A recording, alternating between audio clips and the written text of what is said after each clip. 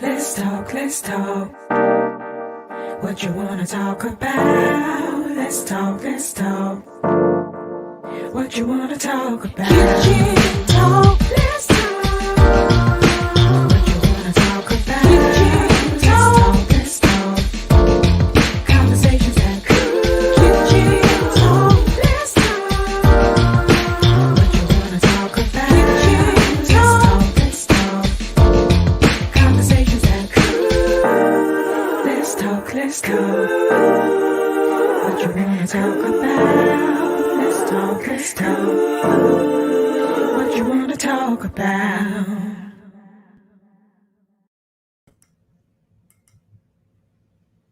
What's Hey, up? hey. Hey, Kitchen Talk, CTC. Marvin, you got me? conversations that cook. I got you. Hey, Yes, after that intro, I don't know if I'm worthy, man. I was like, all right, we cooking It's already. fire, isn't it? Oh my goodness. And you just switched it up on me. Yes. Yeah. We debuted that the first of the year. Okay. Along with our 100th episode. Awesome. Hey, that's all right. It's crazy, like all That's a big month accomplishment. long. That's a big accomplishment. 100th Congratulations. episode. That's a huge accomplishment. Yeah. Congratulations. Thank you. Yeah. Thank you. JT money in the house. Yo. What's going on? How y'all doing? We good. How are you? I am great. How about yourself? I'm just, came to get into some of this men's health tonight. Yes. Hey, all right. Yes. I love it. The more we the better. Last week, JT, you and France, but the ladies, we held it down talking about the COVID and travel. So, we did our thing. I watched y'all talk. I watched y'all talk. That's all they did was talk. talk. Well, it needed some testosterone up in there. But today, whatever. It was wonderful. Say good mix today. It is definitely. So France won't be with us tonight. Love and light to him. JT is here with us. Thank you so much for being here. This is my guy. Been riding with me since, oh my goodness, it's been a minute. Oh, little old me. And then we definitely have Dr. Marvin Scott, who is our always ready, always there, special guest co-host. Whenever I text, I'm like, you got to get on tonight. And be like, all right, here I come. Appreciate you so much. And then our very, very special guest for tonight to help us talk about Black men's health is Jon D. Brown. And that is actually the title of his organization, Black Men's Health.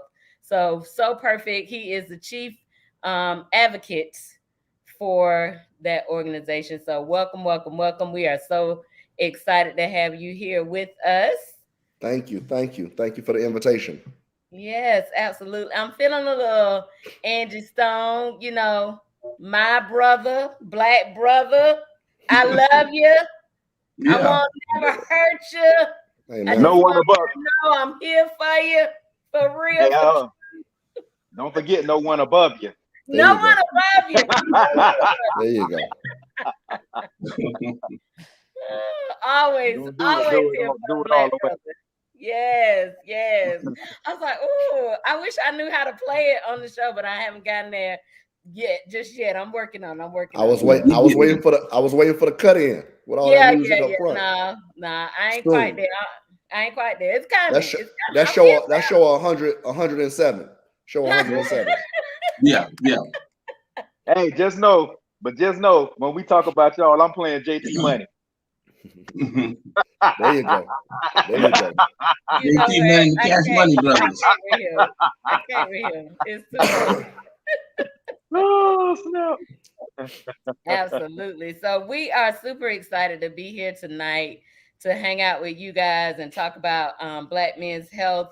just before we get into that, I do want to make one announcement, which is we have a new segment coming up that we just started. So I don't want to call it a book club, but we're going to do a book review. We're going to talk about, we're going to read a book, talk about it. So I guess it is kind of a book club. You know, my alter ego is Oprah, so maybe it is a book club. Who knows? But this guy wrote this book called Internal Investigations: A Journey into the Soul. There you go. This is a book we'll be reading, that we are reading now, and we're going to have a conversation about the book and with the author, this dude named Dr. Marvin Scott. He's gonna hang out with us and talk about this book. We are super excited. If you want to join us, you can find that book on Amazon. Is that the only place, Marvin? Yeah. Okay. And you can go to Amazon. Yeah, you can go to Amazon. Or you can go to my website, lm3solutions.com. Okay. He does it all.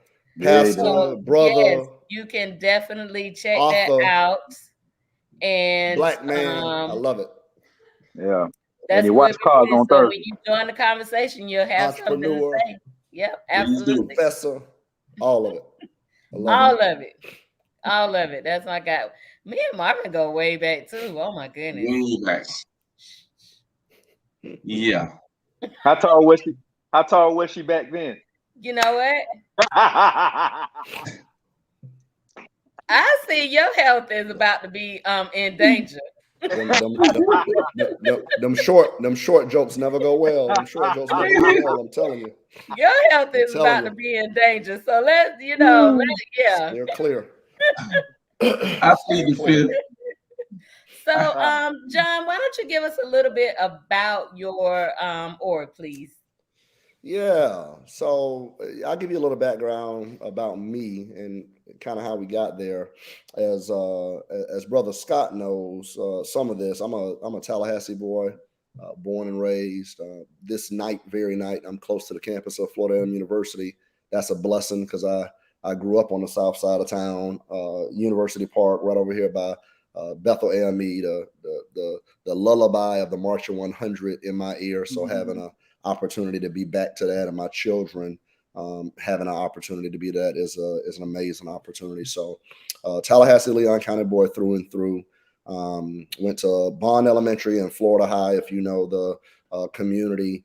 Thought I was going to UF where my dad got his PhD, and they were messing around with my money, and FAMU stepped up and gave me a full ride as a NASA scholar, which was the biggest blessing ever. Went into a pre-engineering program at FAM that I didn't think I was going to do that, but my dad had other plans and met some lifelong friends and really just changed the trajectory of my life. And through that, I got that NASA scholarship. First year, I was down at Kennedy Space Center, y'all, first summer of my freshman year. And I did everything a movie would show you, right? Everything. I'm talking about on a shuttle, under a shuttle, on top of a shuttle, in a shuttle, saw a launch and a landing, sat on the fire room steps and, closer than the family and the media. I did it all. Saw the landing coming back in with security, beside it.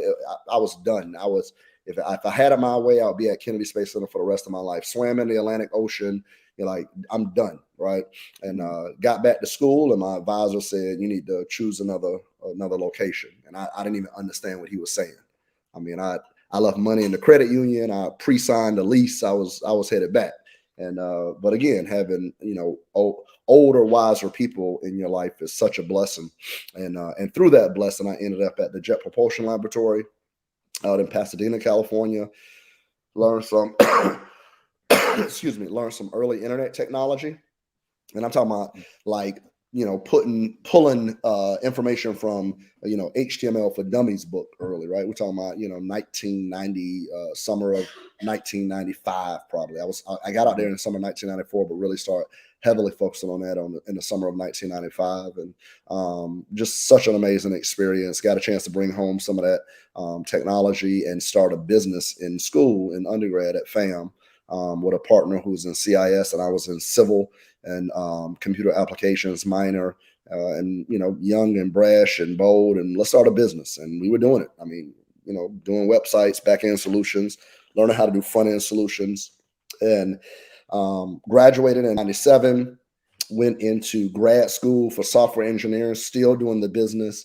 And in '99, I got to a point, it was just time to move forward and do the business full time. So I dropped out of grad school, which I told my dad I would go back. So I need to follow up on that at some point.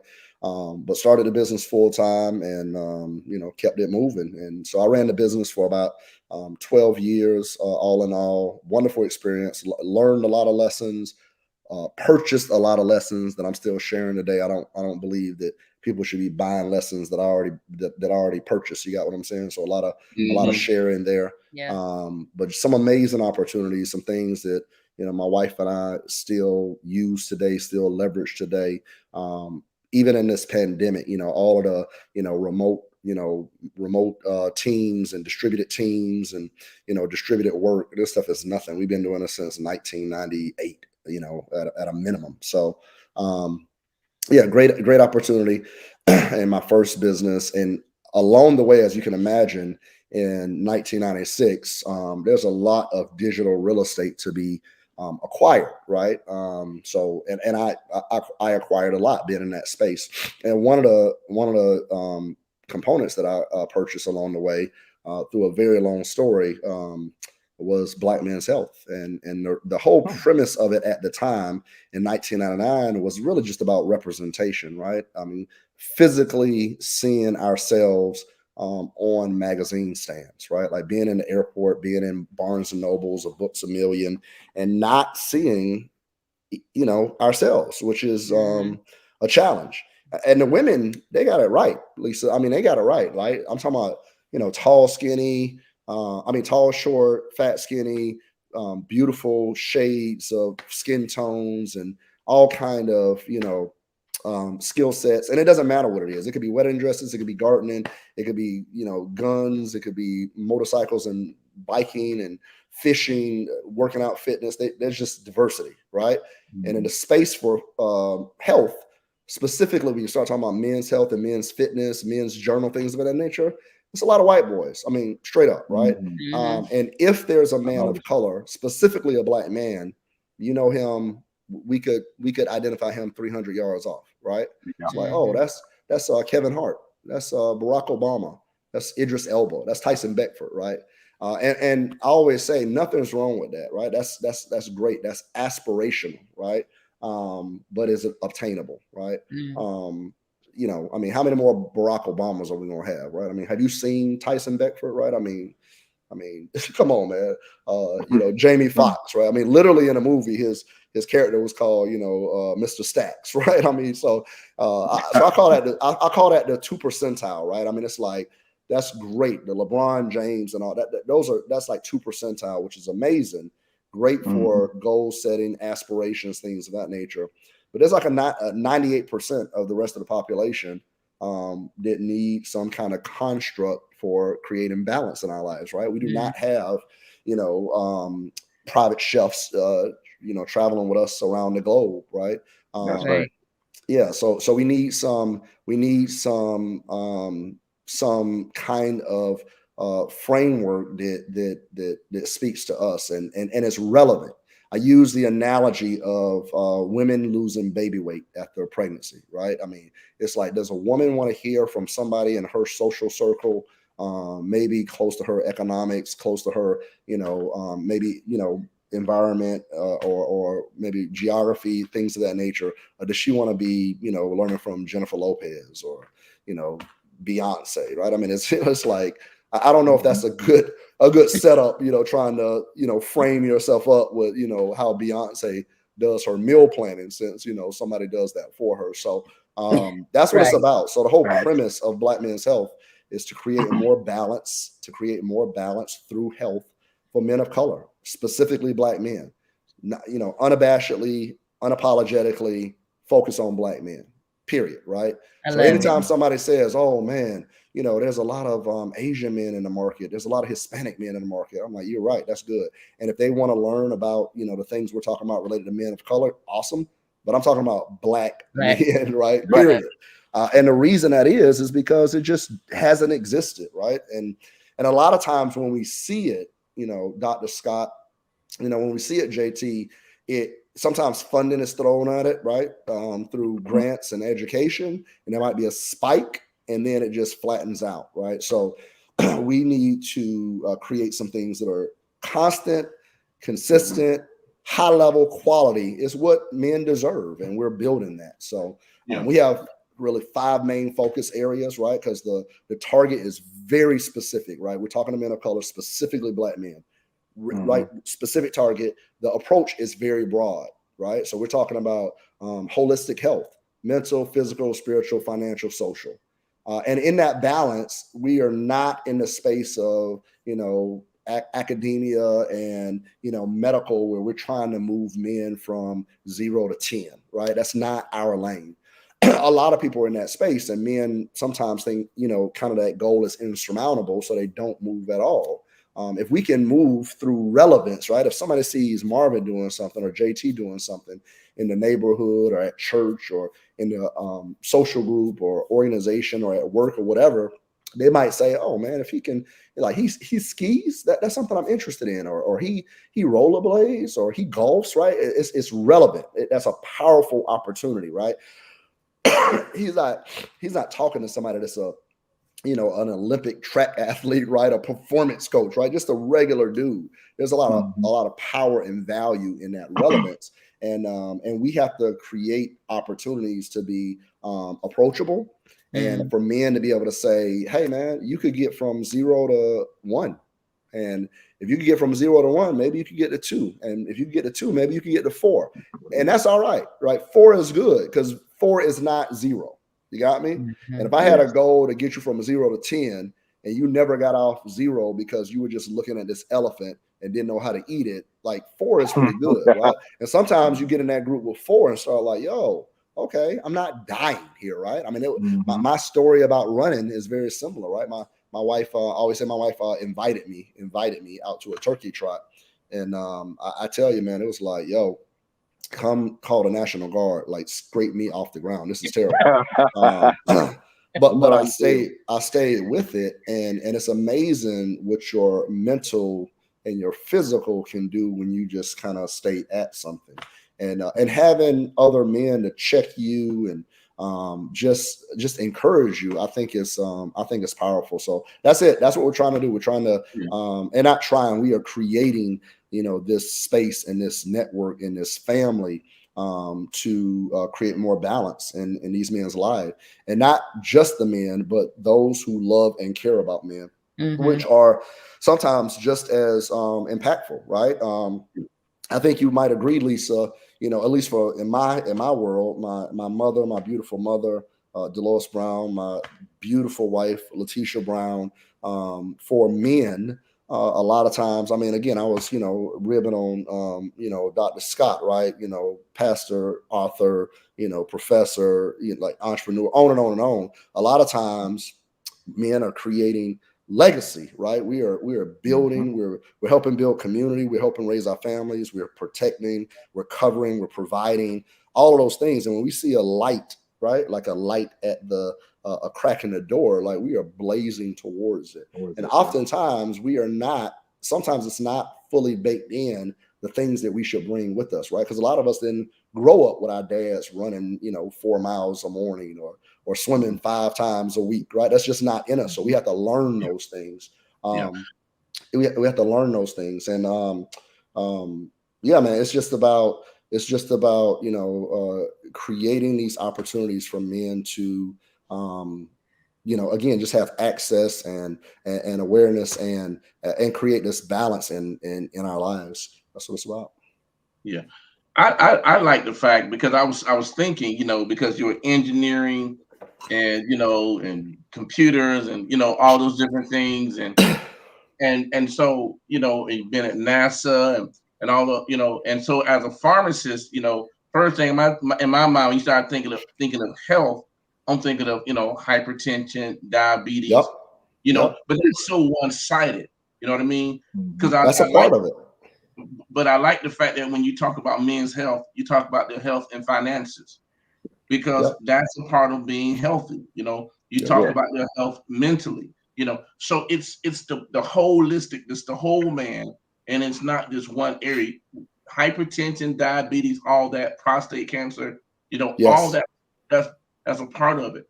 But one thing, like you were saying, you know, about exercising, growing up poor, who talked to you about how to manage your money? You Nobody. know, who talked to you about investing and putting your money in something that grow? I was taught put money in the savings account, and you just got to keep going, keep working, keep working, keep working. Put money Hmm. in savings account, put money in savings account.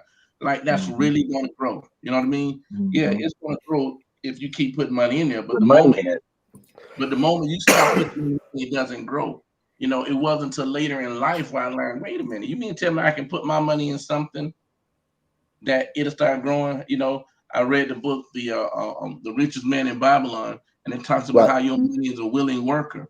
You must always find gainful employment for it. You know what I mean? Amen. And Yep. so my money wants to go to work for me, but no one taught me that. But that's a That's part of right. health. That's the Yep. financial health. So Yep. I just like the fact that what you're dealing with And, is not just one sided, but it's dealing with the whole man. I like that. Right. and think about it, Marvin. Listen, our parents, if we were blessed to have them in our life, they were doing their best, right? I mean, Yep. there's a lot of parents that were just teaching survival, right? I Right. mean, Right. hey, if they could teach you to be a gentleman with chivalry and all of that, that's like extra, right? But like, let me also teach you how to survive so you can come back home, right? There's a lot of that, right? So, are they, but again, could they teach you things that they didn't know? Right. And it's so much there, man. When we talk about, we had a discussion with Dr. Edward Scott, as you all might know, a dentist who's Dennis. been a Mhm. Yeah. dentist in our community for 30 plus years, and his background, learning about, knew he went to FAM, but learning about the military and going to Harvard and all. And I'm talking about Harvard back in the day, like in his days, like it was like a percentile that was doing that. Yep. So just killing it. Obviously, he's in practice with his daughter now, which I'm just super proud.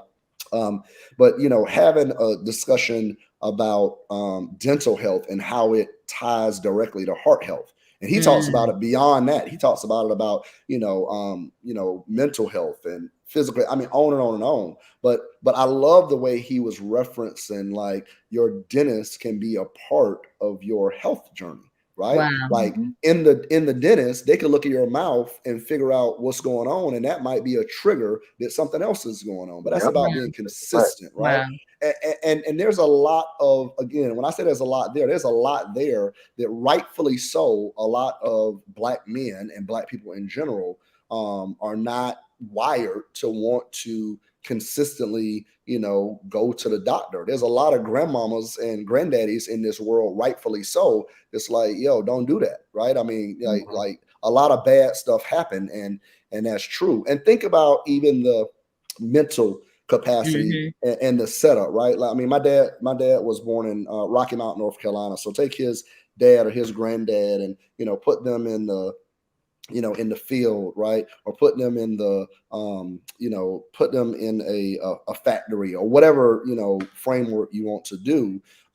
If something was happening with their oral care, it would have to be severe for Yeah. them to deal with that, right? Because what does that mean? If I pull myself out of position, we're talking about some lack of economic sustainability that Noise. might occur because I'm out of place. So that means I'm going to deal with this and I'm going to suffer through it because I need to be here.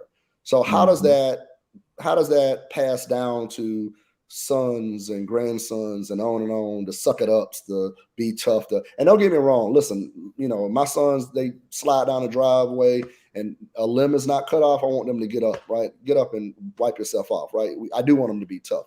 But at the same time, I also know if the left side of their body is tingling or something of that nature, or they're losing their Something up. balance constantly, yo, this is not a suck it up type situation. There's something Hmm. wrong that we need to get evaluated, get Right. assessed. So there's so much there. There's so much there. I mean, yeah, we got a lot there. Oh, and let me go back to a point I was saying when I was talking about Letitia's and Dolores's. I was saying because men are so focused at times, we can be very indifferent about our health, right? Like we are just trying to crush it. And because of that, we know we should be doing better. We know we could be doing better, but we're trying to build, we're trying to cover, we're trying to provide, right? So a lot of us can be indifferent, like I'll get to when I get to it, right? But a lot of times the people that love and care about us, they are not indifferent at all. There's no gray area, right? It's like, no, Marvin needs to be at the doctor on Tuesday, right? It's like no gray area at all. So we got to do a better job of providing the people that love and care about these Black men, make sure they have the tools and the resources to help us do what we need to do. And also just, again, the environment, the framework, the approach, right? I mean, Right. Marvin wife might not be able to come at him with some, it's just, you just got to learn about how to better support these Black men. And clearly we need to do the same thing with our spouses and partners and loved ones. Yeah. So what I really love about your org is the focus of Black men unapologetically, because unapologetically. I have, since the term came out, people of color, I have had issue because you can't just lump everybody in one basket. I mean, honestly, you almost can't lump all Black people in one basket, but that's better than Black, Asian, Hawaiian, all of it. It's like a us and them kind of thing. And so I never really liked that because everybody's experience is not the same. Everybody's history is not the same. Everybody's trauma about their history is not the same. That's right. We go through life with this extra anxiety, and from our history and from what we're seeing currently. And so to me, to focus on the Black man is a great thing. Yes, if you want to come in and learn something of what we're doing, that's fine. You're welcome. But the focal point is Black men. That's what I agree. Another thing, I use this analogy related to President Obama, right? I mean, obviously we're very proud of his ascension and his efforts. And don't get me wrong, you can get Marvin, you can get in my thread and my line brothers and start talking about President Obama, his legacy, and brother, I mean, that's a hot potato, right? Like people are like, I think he should have done more, and on and on and on, right? Like, yo, come on, man, what could he have done more? But anyway, lot of discussion there. But the reality is another kitchen talk. That's a different kitchen talk. Listen, you know how it is with politics. Listen. So, the point is, though, the stars aligned and allowed that to happen, right? And don't get me wrong, a lot of young people, a lot of people, sacrifice time, effort, time, talent, treasure to make that happen. But the reality is, you take a day with President Obama in the Oval Office, and people have to remember, when President Obama was elected, like in his Senate bid and him rising, he had already written the book, right? So like he already had bread coming in, right? Like he didn't get financially stable as a president. Like he was already, making it work, right? So, but now you're the leader of the free world. You're sitting in the Oval Office, and at that time, arguably, you can say, how much more physical security, financial security, could you have as the leader of the free world sitting in the Oval Office, right? But if he looked out the window of the Oval Office and he looked at a landscaper, right? And I'm not diminishing anybody's profession, right? Because a landscaper could also be like $1 billion, have $1 billion business out there. He making it work, right? but clearly he does not have the same physical security and the same financial security as the leader of the free world sitting inside, right? But he might have some of the same challenges, right? President Obama's got these daughters and he's trying to spend time with them and realizing that at some point in the near future, they're going to be out and about. He's chasing around this beautiful woman and trying to figure out how to spend more time with her while he's also trying to, be the president of the United States. This man that might be running this landscaping business might be dealing with some of these same things, right? The crazy thing is, you see these movies where the president gets a chance to go out and get some ice cream or go to his favorite restaurant, and security kind of falls back and lets him do his thing just for a night, right? So I tell this story, right? So President Obama, just for one night, his security is like, hey, we're going to give you a little space. We're right behind you. We're not going to move far. So President Obama, gets up and he puts on his jeans and puts on his sneakers and puts on his gray hoodie. And he, puts his hood on, and he gets downtown in DC and goes to his favorite little Asian restaurant to get something to eat, right? That same night, the landscaper wants something to eat, and he wants to get downtown to his favorite Asian restaurant. So he puts on his jeans and puts on his, sneakers, and puts on his gray sweatshirt, and puts his hoodie over his head, and he goes in there and gets something to eat, right? When they come out, right, they're downtown DC, they come out of the facility, and if law enforcement or somebody was acting up out there, whatever, like technically they're the same guy, right? Yeah. Like, so you got the leader of the free world, Yeah. and you got somebody that's a landscape architect in whatever status of his life that he is financially in the business, right? Dealing with some of the same issues, but in that moment, they're the same cat. And that's what people got to understand about Black men navigating in this world, right? Does it matter that he's the president in that moment? Does it matter that guy's a CPA? Does it matter that guy's a dentist for 30 years? Does it matter that guy's one of the top lawyers in the nation, or that guy's a physicist, or the most brilliant mathematician that you ever? Does it matter in the moment where he's got on, his jeans and sneakers and a gray hoodie, and does it matter? Like, it's the same cat, right? So those are the challenges we have to deal with.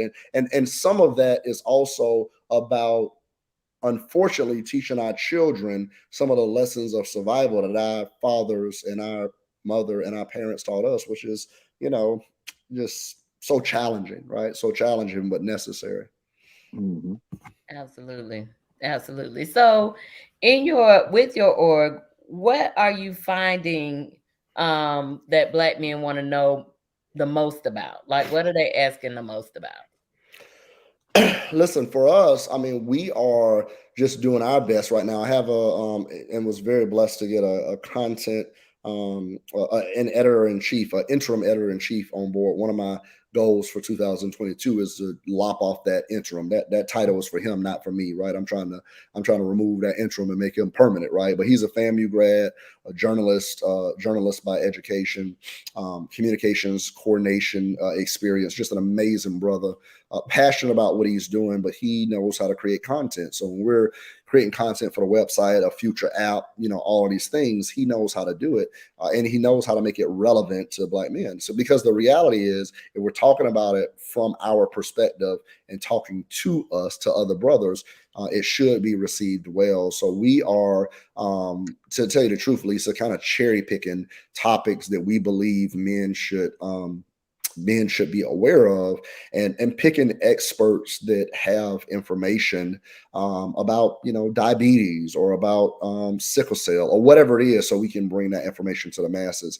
I don't know if we're in a situation yet where we have started asking exactly, like, what do you want to hear? I mean, we're just trying to get the information to them. We're trying to build, and we're working. So the three-leg stool of Black men's health has always been new media. New media was always, again, in 1999, as you can imagine, it was a website, right?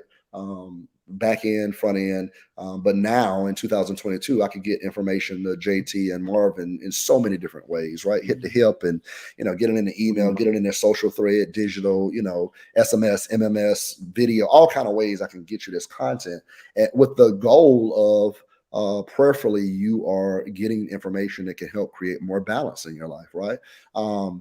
The second leg of the stool has always been a magazine, and at some point I want to get to a physical print magazine, because I think it's so valuable, because the space is just lacking, right? I mean, we don't have the Jet magazines and the Ebonies anymore. I know supposedly there's supposed to be a reboot. Women, again, having their stuff together. They do have an Essence magazine where you can really talk about women of color. They're not doing Ebony anymore. Well, supposedly it's supposed to be a reboot, but for the longest it was off the shelf, for sure. I guess I And just but get the email. I haven't but bought a but magazine. even in that, Yeah. Ebony speaks about the black family, right? Yeah. And Jet speaks about the black family, right? I mean, I Man, want JT to have something that speaks to the black man, right? Yeah. Black man. and I can add something that speaks to the black man, because I can tell you right now, when it came to Jet magazine, and on page 22, Jet Beauty of the Week, you gotta have it. You had to have it. Hey, be done ripped it out and stuck it on the wall. You On know the what I'm saying? wall. Oh my Got them God. lined up. Had to, Got them lined up. had 'em. So Listen. is that how Excellence. we can Excellence help on the display. black man, JT? Is that how the Excellence on ladies pick display. out the black man? Is be the No. 23, Well, 22? hey, that's a, You know, listen. I can guarantee you that the majority of the black man back in the day, and even though I was younger, when we saw the Jet magazine, and I can tell you, Hey, my grandmother got the Jet magazines, and she had them laid out on the. What was the first thing the black man did when he grabbed a Jet magazine? Jet Beauty of the Week. That was the first page. yeah. But JT, it wasn't page 22, it was page 34. Just get to it. I I thought it was a little bit deeper. I thought it was a little bit Yeah. deeper in the issue. it was page 34. Listen, I only know this because I've seen a few Jet magazines. Yeah. Listen, man. You lot. remember the page from just seeing a few, huh? Yeah. Because But like in JT that- said, that's the first in the page you go community. to. In the community, man, those Jet magazines, survive. They're in the barbershop, they're in the doctor's office, right? We need some of that to represent us, that talks to us. So having a physical print magazine is a goal in the future, but for now we can do just mobile first, right? Mobile first response of getting information to men, and that's going to be through the website. And then the last leg of the stool are experiences, right? So my wife and I, in some way, shape, or form, have been doing conferences, summits, symposiums, things of that nature, like I said, since 1998 or so. And taking that model and being able to create spaces and places for black men are important. And it's not just about having some kind of informational summit or conference, but also it might be an experience. It might be, we go out to a track and enjoy, racing or something of that nature, or being driven while we're racing, and then go upstairs and have a chef prepare at lunch, right? It doesn't always have to be so information and formal. Sometimes it might just be about gathering with that community and enjoying that information and that brotherhood and that fellowship. Yeah, but Lisa, too. Also to your question, it's about as far as like what men want to hear. A lot of times when it comes to their health, as a black man, we don't really know what we want to hear, what we need to hear. Sometimes we just need to see it, and when we see it, so it's about the representation. It's about putting the different things out there that we see, that we face, whatever. You know what I mean? A man will start looking at different aspects of a diet because he sees that all the time, and he sees it's in front of him. So the media and how it's put out and how it's portrayed is so important, and it's important to have a good source, a reputable source that's going to be honest and tell the truth, because there's so much misinformation out there, and everybody's always selling their best life. And you got people who are telling you things that really have no idea of what they're talking about, but they know if I talk about it enough, I have enough followers, YouTube or whoever will pay me more money. So we have people who have influence. They call them influencers, that should have no influence in your life. But they absolutely do. And Marvin, you're right. I mean, think about it, man. Is it realistic? And I'm for real. I mean, I do it. If I'm taking a picture of the meal that my wife cooked, am I taking taking a couple of pictures and selecting the whatever comes up, or am I taking 5 pictures and selecting the one with the best light and the best, right? That's the one I'm posting, right? So that's like, to your point, we are presenting our best kind of foot forward, which is not always as realistic as what it might seem. And I wasn't trying to cut you off, or you can just simply add that filter to make it look good. Yeah. See what I'm saying? Yeah. Just Yeah. we had Yeah. to filter to make Yeah. it look good. I Yeah. mean, and so I think, you know, at the end of the day is identifying and coming up with content that's real, Yeah. that deal with issues that men may talk about or may need to hear, but they don't want to talk about it. You know, for example, you know, I'm gonna use this because this is every man's nightmare, right? Erectile dysfunction. That's You right. know, where do you go to talk about that? You know what I mean? Who do you go? Who do you go to get help from? Yeah. You know what I'm saying? And so there's so many different topics that men would want to hear, but a lot of times they don't think about it because they don't know where to go. I would say this. When I first started working at FAMU, I went and didn't take a day off for maybe 10, 15 years. Wow. No matter how I felt, I would go to work. I would just go. And one day someone told me, you know, they said, you're supposed to love your neighbor as you love yourself. And they said, if that's the way you love you, I don't want you to love me. And I thought about it for a second. I'm like, wow, you know. But we do have that mindset of, going to work, be that good employee, don't miss any days, try to, and so we always about putting our health on the back burner. And then let's be truthful too. Sometimes we don't want to go to the doctor because we don't want to know. Right. Oh my man. And I don't mean to cut you off, but that hit home for me personally because I remember when I was younger, that was my grandfather. My grandfather, I heard him say, and he died from prostate cancer back in 94. I remember hearing him say, I just don't want to know. But then when he finally went, it was too late. Yep. You know what I'm saying? And that's one thing I actually enjoy going to the doctor, like John Witherspoon, comedian John Witherspoon was saying, get checked from the rooter to the tutor. Yeah, listen, we got black from the rooter to the tutor. That's right. Wait, JT, how old are you right now, JT? Well, I'm not as old as y'all. But wait a minute. Hold on. Hang on. Let me tell you something. Hold on. Hang on, young man. Hold on. Listen. When you get a little older, then you talk to me about enjoying and going to the doctor. You getting checked from the rooter to the tutor. Man, I actually I called my doctor, say, man, until your hands shrink, we ain't coming back. JT, you said you're how old? I just turned 39. There you go. Yeah, it's time now.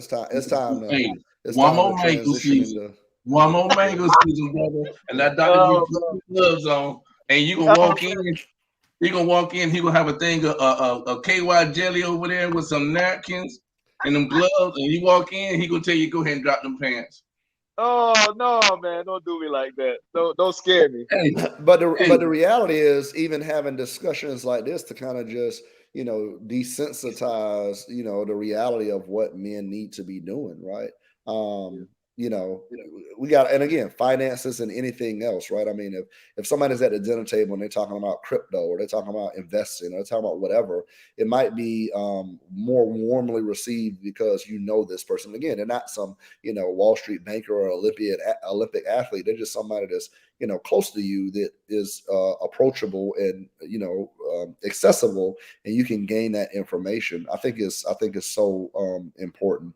And another thing in Black Men's Health, we really believe that this is not an arm around the shoulder, right? This is a poke in the chest, right? Because this is for real. Like we have communities to build and families to raise and again, legacies to protect. I mean, we got work to do, and brothers are leaving us way too early.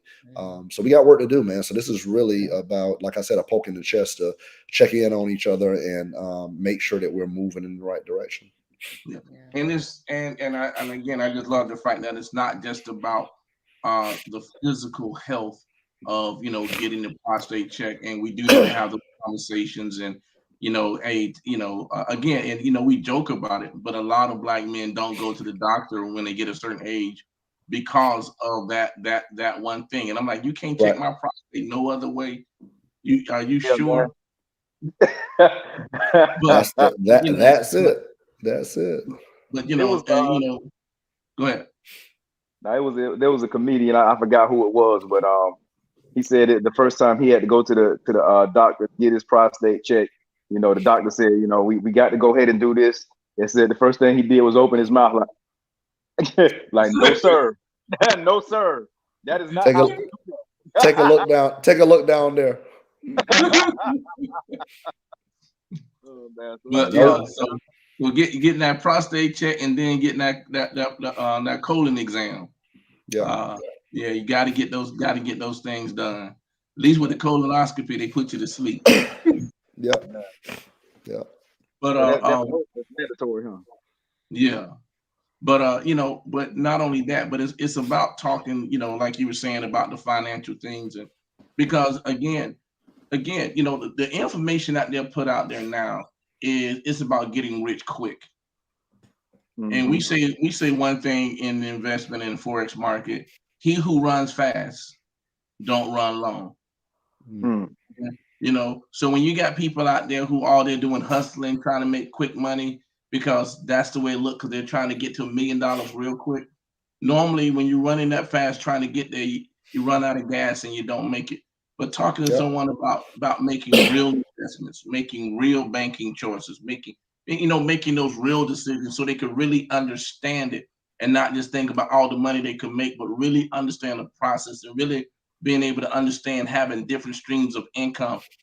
Those are the conversations that need to be had. Those are the things that need to take place, and getting people to have some level of responsibility that, I have to do this. But John, you said something powerful too. It's also about having people who you know and trust who are doing better, that will bring you opportunities. Now the thing is, when I bring you an opportunity that can make you some money, then you got to trust that I got your best interest at heart. You know what I mean? And so I'm not going to mention anybody's name, but I brought to them a financial situation for them to do something. And one of their friends gave them something saying it was a scam. And they said, well, I don't care what they say, Marvin, I'm going to do it because you said it. And yeah, and they're making money now.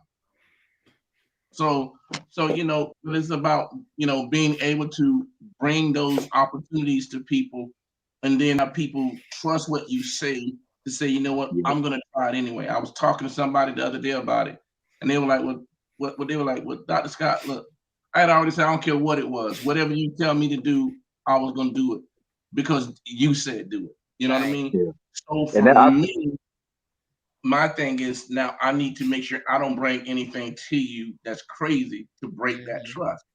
Right. Yeah. And I think that's another thing that people got to get out of doing, is because with personal experience, once again, some people will tell you, but just because they don't know, they'll try to talk you out of it. You don't know the situation, or they don't know the situation, or you don't know the situation. Well, who is this guy? I don't know him, so I'm not gonna believe him. But I know him. Right. Yeah. So that is We have talked about that a lot in business. Again, starting a business in undergrad, obviously we were young and brash and had a lot of, boldness in us. But, sometimes when somebody's saying that can't be done, right? I don't know about that. That can't be done. What they're saying is, I can't do it. Right. Yeah. They're not talking to me. Right. Because they don't know my skill set. They don't know my background. They don't know my network and my, the context of how I'm going to get there. They're really talking about themselves. And you can't make your experiences and your skill set equivalent to me. So if I'm asking questions, I'm just asking questions based on trying to figure out and assess what I need to potentially move forward. But again, when somebody's saying, oh, yeah, well, that can't be done, it's like, oh, yeah, I take that with a grain of salt, because you're talking about yourself, not me. Yeah. And I think that that brings up a phrase that I remember hearing when I was younger. You ever heard the phrase, if I can't do it, I know he can't do it? Yeah. Yeah. So let me ask you guys. So what do you, as a Black man, what do you find most challenging? Well, JT, you want to hop in there, or do I need to go somebody else first? Yeah, let somebody that got a little more seasoning on them, you know, something like Let me tell you something, JP. When we go, yeah, when we go age before beauty. that. So you said, "Oh wow, Fred, you gonna do that today, Fred, brother? You Oh can really." man. Oh man, what's most challenging? You know, I don't see. I don't look at it from a lens of what's challenging as a Black man, because there's certain things that a Black man we just like. I got pulled over by the police, man, maybe a month ago. Hmm. Like I got pulled over. I'm going to Birmingham, riding through Troy. Guy pulls my car over, said that I didn't put my blinker on 100 feet before I got over. I put my blinker on, but he said I didn't wait 100 feet to get over. Okay, it's a law. Okay, but you pulled me out of my car because of a blinker. You asked me where I'm going, what time I left. You know, I mean, literally going through, yeah. So, the challenge, what's most challenging to me as a Black man, even though that stuff still goes on, it's Yep. my young brothers. How do I get them to hear me? That's the challenge. How do I get, because in our kids have grown up, we always change our language. So if you're always changing our language, then we can't communicate. So when I want to reach back to my young brother, if I start saying some of the things that they say, they look at me different because I'm an old guy trying to speak their language. So they don't look at that as a sign of me trying to communicate and respect them. They look at that as a me trying to act outside of my character because I'm trying to speak their language. And so for me, the biggest challenges is when I see young men, how do I help them not make the same mistakes that I made? You know what I mean? One thing John was saying was, as far as saying when someone says you can't, and sometimes it's not about saying you can't do it. You know what I mean? It's that these are some of the challenges that were in the way. You know what I mean? And how can I help you avoid those same obstacles so that you can run this race faster? Yep. I'll start with this. One of the things I always tell my boys, I never wanted you to go back and have my life. I never wanted you to go. I don't want you to know what the struggle is. I want you to be able to take up where you are now and go farther.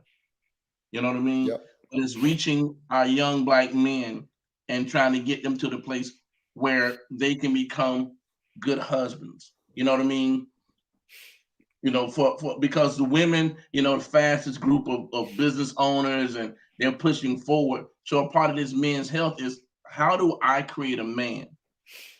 How do I speak to this young man to get him to become a person that you would want your daughter to say, that's the one I want to marry?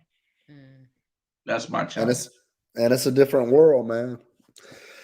It's a different world. We share all the time that, when we were growing up, the community was consistent, right? My house and the neighbor and the person around the block, it was pretty consistent. Like you could get spanked at any house, so there was consistency there. Whereas now that's not the case. I mean, a lot of times my boys are, they are. I don't know if you remember the old Eddie Murphy joke, like the first time he was at somebody's house and heard somebody cuss at their parents, and he was just shocked, like, right? I mean, so it's kind of those things where at certain times, they're in environments that are very much in conflict with what Letitia and I are teaching them, and that's challenging, that's difficult. So I think the hardest part is just navigating the world, Lisa, right? I mean, and trying to not be enraged, right? I mean, really really enjoying life, being grateful, being thankful. But to your point, Dr. Scott, having situations that peep themselves up, rise, and you realize what's going on, and how do you navigate getting through that and moving back to joy, right? Instead of being enraged, instead of wanting to choke somebody's, right? I mean, it's very easy to be there because the world is challenging for sure. Absolutely. Was your So son with you, Marvin? no, my wife was with me. Oh, Yeah, my wife was with me, and but my youngest son, he got pulled out of the car, guns drawn, uh, laid face down on the ground. Yeah, yeah. Talking about he looked like a guy who was leaving a shooting. When they had one guy in custody and the other guy was on foot, but they say look like he was speeding away. I remember that baby. He would not Yeah, do that. yeah, and and and, and, and and people. all Marvin, all the stuff that's going on now that's caught on camera and film. I mean, just imagine how many Must not. instances that Yeah, years and decades of yeah, that Yeah, was not right. This stuff was just but happening. So yeah, so but so so challenging. Rage again. but that goes back to one of the things we are saying as far as like representation mm, and how it's presented. And that's why you have these individuals out here now, not wanting, the white folks to be, made to feel uncomfortable when talking about racial issues. You know what I mean? But the reason why, because they understand that the representation of it can have a long term and lasting effect. You right. know, It so when does. you It does when have a you long term and lasting effect. and so when you look at a group of people and say, "Oh, they won't do this or they don't want to do that," wait a minute, hold up.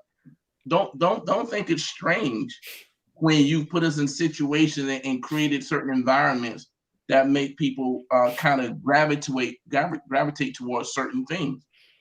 So so those are things too. It's like think about this. When you listen to the music, how many producers and these big record labels allow rappers to talk about shooting up white neighborhoods? You know, Not happening. Yeah. but they put it out all the time about what I mean, and that's what they promote, that's what they put out, that's what I'm saying, and so they think that's what the people want to hear, and really and truly they're promoting that because they know that if the people keep hearing violence and all this stuff, guess what? Violence is going to be there. And I'm not Right. saying it wouldn't be there without it, but again, those are some of the things that they do to perpetuate it because Yeah. it's about how it's being represented, how it's Yeah. put out. Yeah. Yeah. So we have to put things out there that allow men to look and see a whole man, you That's right. know, spiritual man, you know what I mean? Physically healthy, spiritually healthy, financially healthy. You know what I'm saying? In those different areas that John was talking about, we need to be able to put information out there so that individuals can see it and the representation is appropriate, that they can understand. Because sometimes something you see something like, oh, I do need to look at this. Oh, so I can do this and this will help that. There You you know what I go. mean? Yeah. So sometimes a person may not go to the doctor for certain things, but until we can talk them into going, maybe I can provide some holistic things that they may be able to do to Yeah. help Yeah. those issues and things like that, and finally talk them into if they see it enough, then representation is That's right. appropriate, can cause them to go that way. So That's right. Yeah. That's right. Yeah. Yeah. Yeah, I love that repetition of good information, positive information that can help Yeah. move them in the right direction. Yeah, very mm, valuable. Absolutely. Yeah. So this is your website, is that correct? Yes, thank you. Yeah, You're welcome. blackmenshealth.com. Nice and simple. So you guys can visit this website, learn more about Black Men's Health. Ladies, you're welcome to visit as well because I'm Indeed. sure we can help these brothers out. We love the brothers. We need Yep. them to be healthy and whole and well and joyous and all of that. So Thank you, John, so much for hanging out with us in the kitchen. Hercules. Thank you all. Hercules. Thank you all for having me. I'm so grateful for the invitation. Absolutely. I understand. I understand. Pre-COVID, this was physically in a kitchen with grub. So I look forward in the future to being invited back with some pots on the stove. That's right. Amen to that. That's right. And listen, I'm sorry, but I don't be talking about no men's health on that point. I'm sorry. You know, That's right. put some balance. Remember right. that. Yeah. Well, I mean, I tried to I cook a little healthy. They weren't, I wasn't giving them a whole bunch of, junk and stuff. I cook real food, good. Okay. I mean, well, maybe you understand what I'm saying. I can eat healthy. Most days. Otherwise. But on that one day, it's okay if you throw some oxtails in there or something like that. I ain't gonna be mad if you did. Throw that in there. No, Throw not that even in a there. little bit. Yeah, I honestly cannot wait until we can get back in the kitchen again. I miss you guys like in the physical space so much. Come on, please. So yes. Definitely we will stay in touch with you, John, and Marvin, of course, is gonna continue to hang out with us for a little while. Okay. But anytime you want to come back, just hit me up. If you got something special going on, we could talk about it. Always welcome in the kitchen. Always.